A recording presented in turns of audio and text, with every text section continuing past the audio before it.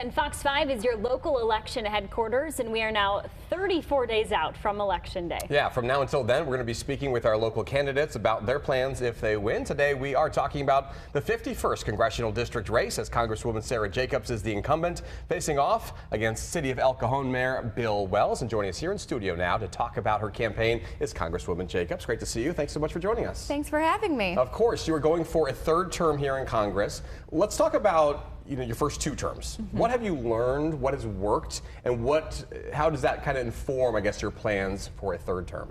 Yeah, so obviously my first two terms have been anything but normal. I was elected during the pandemic. January 6th was my fourth day in office. We started this term without a speaker and then had a motion to vacate.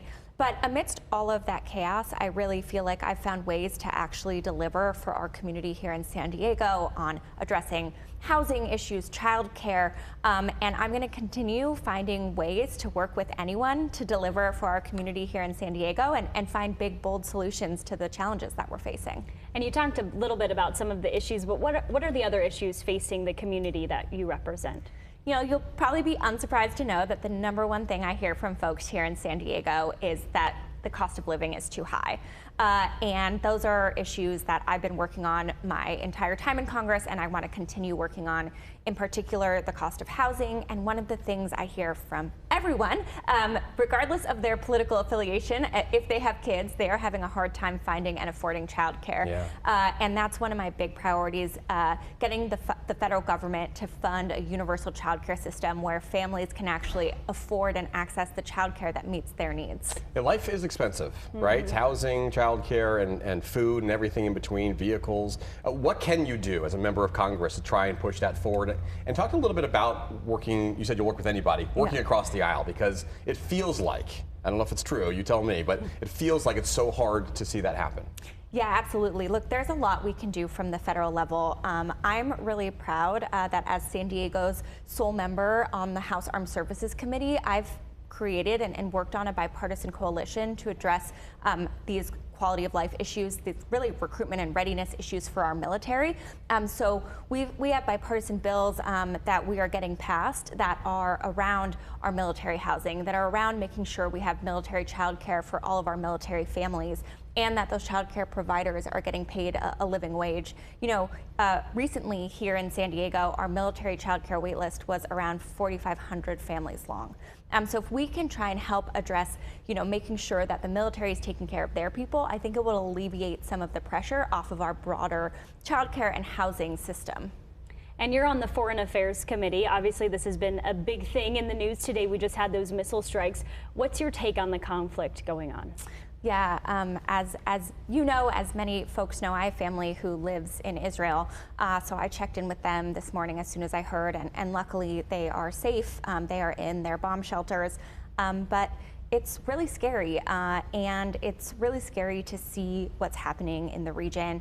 And, as someone who spent a lot of time working on this issue, who thinks a lot about what we need to do for our foreign policy, and also, as the representative of San Diego's large military community, I think the most important thing we need to do right now is have a diplomatic approach to get to de-escalation so that we're not inadvertently drawn into a broad regional war that puts our service members at risk. We are supporting both Ukraine and we're supporting Israel in all of this. Should that be our role, to continue to be in a support system or to get them to the table? I know we're trying. I know it seems like the effort's there, but it hasn't happened. Look, I think that it's important for us to have partners and allies and build international coalitions. That's part of what makes us strong as compared to our competitors around the world.